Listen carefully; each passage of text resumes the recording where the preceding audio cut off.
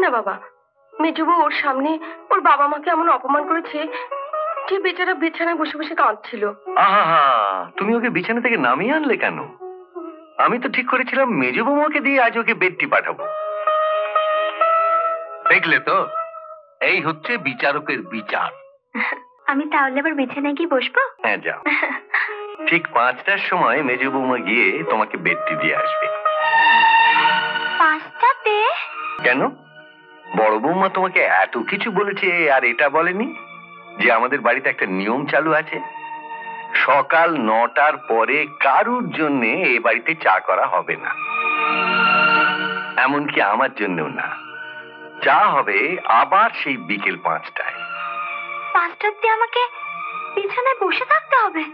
বেডটি বেডে বসে খাওয়ার অভ্যেস যদি না ছাড়তে পারো তাহলে বসে থাকতেই হবে।